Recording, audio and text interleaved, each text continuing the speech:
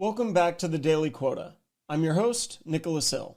And in today's lesson, you are going to meet your team.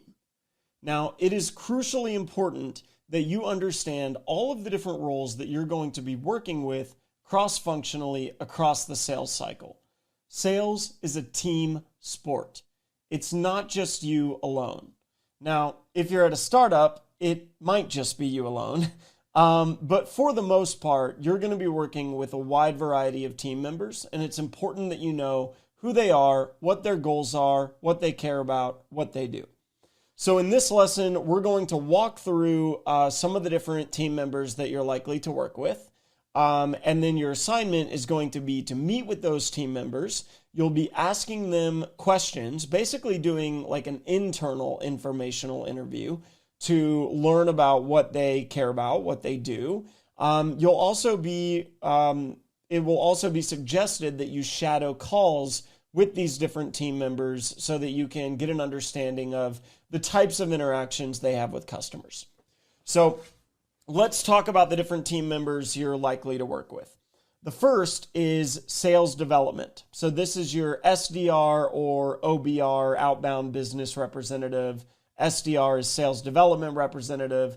But essentially these are, you might also hear them called inside sales reps. There are a lot of different names, but essentially your sales development rep is responsible for creating pipeline. They're the ones that are going to be, you probably think of them as the cold callers, right? But in a lot of organizations these days, they're doing warm calling, user-based calling, emailing, LinkedIn connection requests. You're also going to see them field marketing qualified leads or product qualified leads. Anytime a prospect fills out like a white paper or subscribes to a newsletter, they could potentially become a lead for a sales development rep. But ultimately, a sales development rep is charged with creating pipeline. They have a very difficult and very interesting job, right? Where they are going to be creating pipeline in a lot of cases out of nothing. So when you're working with an SDR or OBR, their goal is to create qualified opportunities. So they are trying to create as many net new opportunities as possible or as many expansion opportunities as possible, and then pass those opportunities off to the salesperson. In a lot of cases, the SDR or OBR, they're going to be thinking about some basic qualification, things like budget, authority, need, and timeline. They might be doing some basic discovery to understand kind of if there's a need or a pain that we're able to address. But ultimately, they're going to do a handoff to the sales rep for them to kind of take the ball and run with it through the sales cycle. You should be setting up a one-on-one with your OBR or SDR if you have one. And as you're talking to them, you should be asking a few questions. What types of outreach messaging have been the most successful? What are the titles that have been the most receptive to our solution? What are the competitors that are coming up the most on your calls? And what is the best way for us to work together, right? What is their cadence? What is their preferred style of communication? Are you going to meet with them at the beginning of the week to strategize or at the end of the week to strategize the following week? Are you going to meet with them weekly, monthly, daily, right? How close do you need your relationship to be? You should definitely be shadowing calls with them. You should shadow an outbound call to a cold lead, an outbound call to a warm lead or a referral, a qualification call for an inbound lead, and a discovery call handoff to understand how those calls are run. A little bit further down the sales cycle is the solutions engineer or the solutions architect or the SE. Again, they have a lot of different names, but a solutions engineer or a technical engineer, they are your technical resources. They are the ones that have in-depth technical knowledge of your solution. A lot of people think of them as, oh, they're the ones that demo. They're the ones that do the demos for the customer. And you'd be right. In a lot of cases, the SE or the technical lead is the one doing the in-depth demonstrations. They are also, though, talking about integration, security, compliance, customization. They are ensuring that demo environments are clean and telling a good story. They're ensuring that products meet the specific technical qualifications for the customer. More and more often, they're talking to IT teams, security teams, trust teams. They are very, very intelligent and important members of the sales process. And the primary goal of an SE or solution engineer architect is to support the sales process by providing deep technical expertise and ensuring that the solution fits their environment, their requirements, ultimately securing the technical win. A lot of time, their specific goals, their goals can vary, but a lot of times their specific goals are tied to sales goal success. So because they are an integral part of the sales cycle. If you are, or not if, when you interview a solutions engineer, solutions architect, and you absolutely should if you have one, you should be asking these questions. How is the task of discovery shared between an SE and an AE? How do you typically prepare for a demo that's tailored to a prospect's needs? What information do you need from me to be successful in that preparation? Don't skip that question. Very, very important question. You need to know what you need to be getting for them so that they can run a successful demo. That way you can work as a team. Number 3, in your eyes, what does a successful demo look like and what is the sales rep's role in it? Number 4, what are the biggest technical roadblocks you run into consistently? Where do our competitors currently have us beat? It's a scary question, but it's a good question to ask. And what traps should I be avoiding? Right? Your SEs are going to be very, very smart. They are going to be able to tell you, these are the traps to avoid. These are the things to look out for. These are the differentiators to lean into. These are the things where the customer goes, whoa, cool, that's awesome. Show me more, right? So you need to be asking them about that.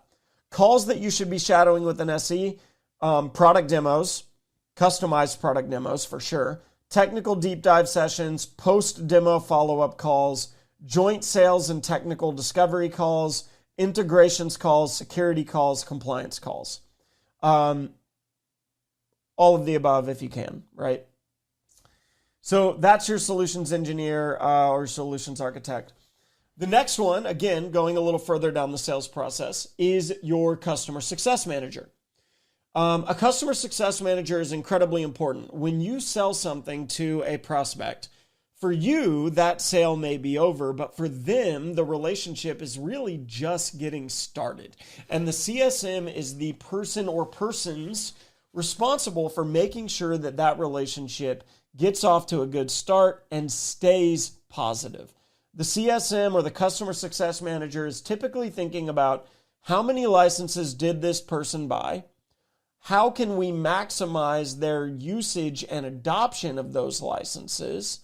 How can we make sure they are getting the most out of our solution, using it in all of the ways that they should be using it for?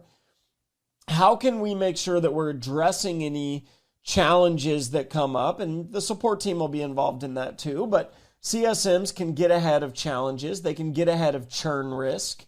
They can look out for opportunities where the customer might be a good candidate for things like beta programs or new features. They are going to be presenting QBRs and ROI, return on investment presentations for these customers. They're going to be filling out things like, ongoing success plans with these customers to understand what good looks like for them. The CSM is typically measured on customer satisfaction, NPS scores. They might be measured on customer retention. They are most likely going to be measured on some form of adoption metric like active annual usage or monthly usage. They might be, you might look at license adoption overall. They may also have a hand in upsell or cross-sell functions, although that's a little bit more rare. When you meet with the CSM, your goal should be to understand, what does a CSM look like at your organization for your solution? So asking questions like, what are some of the biggest things that are overpromised during the sales cycle that are hard to deliver once it's handed off to the CSM? If you can ask, that is the most important question, making sure that you're not overpromising and setting your CSM up for failure. What are the commonly raised issues or challenges with the adoption of our solution? How do we handle customer escalations and complaints? Can you share strategies for identifying upsell opportunities within the existing customer base? What are the signals of customer churn that you look for? What communication methods and meeting cadence have been most effective with our long-term customers? So like how often are we getting in front of them? What are customers happy with? Look for the success stories too. What are some of the coolest use cases you've heard about? The most unique use cases you've heard about? What do they love about us, right? It's always nice to get talking about the good stuff and not just the churn or the objections or the challenges, right? Calls that you should be shadowing with your CSM, onboarding calls, quarterly business reviews, joint success plan reviews or alignment calls, renewal discussions, escalation calls. Those are all going to be calls that you should jump on with your CSM, your renewals managers, your onboarding specialists, so that you can understand what the customer journey looks like after the sale is complete. The next one is Deal Desk. If you haven't heard of your Deal Desk team, they are going to soon become your best friend.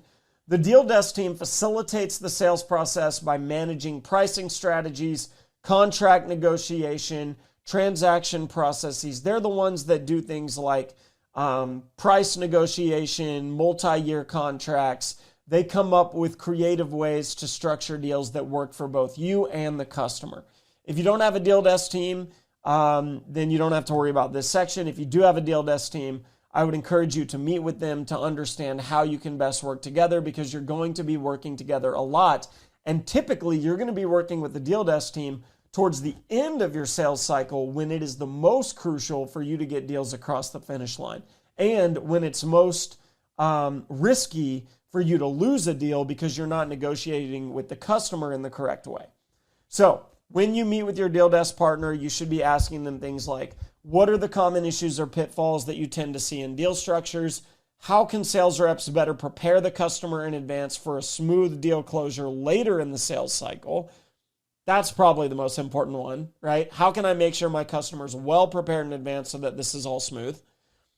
What are effective strategies for negotiating terms with prospects? How do you recommend handling special pricing requests? Another thing that you might ask them is just like, what can be automated? What can I do myself? What are the things that I can do without you, right? Because Deal Desk, they don't want to be involved anywhere they don't have to be. They want to be involved when it's the most impactful. So it can be very valuable for you to get the automation question out there so that you can understand what you can do yourself.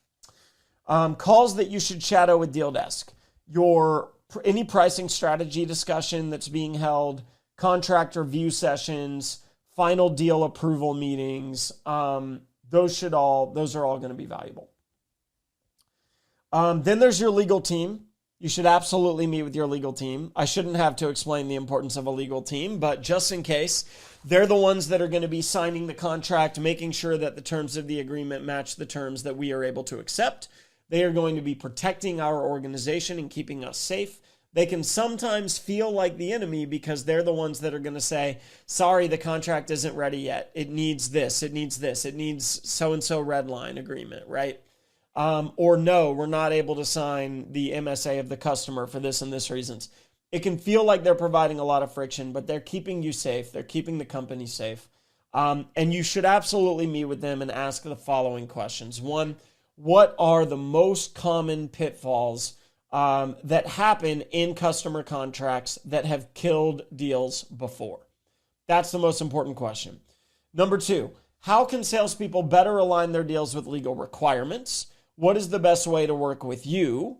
What are the signals to me that I should be bringing legal in earlier than usual? What are some steps that I can take to expedite the contract review process to make your job easier? And how does our organization approach things like signing an NDA or signing an MSA review, right? And if you don't know what those are, you can ask your legal team about them and they'll talk you through them. Some of the calls that you should ask to shadow here, contract negotiation call is going to be the biggest one, right? If there are legal red line discussions happening, you can talk through that. A lot of times, though, legal notes will go back and forth in your CRM system, or they'll go back and forth in Slack on your deal review, deal rooms. If you have deal rooms in Slack, that's not something every org does, but a lot of orgs do. So yeah, these are not the only people that you need to meet with, but these are definitely some of the top folks you need to meet with. So now it's your turn. For your assignment, now that you have a high-level understanding of these roles, I want you to set up one-on-ones with your partners for each of these roles. If you have an SE, an SDR, a CSM, a deal desk member, deal desk partner, a legal partner, set up one-on-ones with them. It doesn't have to be long, 20, 30 minutes is fine. If you're at an early stage startup, you might not have all these roles. It might just be you doing all of these roles, but set up as many of these as you can. When you meet with them, be polite, introduce yourself, express your eagerness to learn from them, make it clear that your goal is to make their jobs easier, not your job easier, right? You are trying to understand the best ways to work together, to get their recommendations, and they will have some excellent recommendations for you. And a lot of times, they're going to become your friends. You're going to work with these individuals on a lot of different deals. You're going to be talking to them about multiple accounts across your tenure at your organization. So make sure to really, really take notes and take an effort to act on what you've learned. Your study guide will walk you through all of this, and that is it for today's lesson on the Daily Quota. Thanks for listening, and we'll see you next time.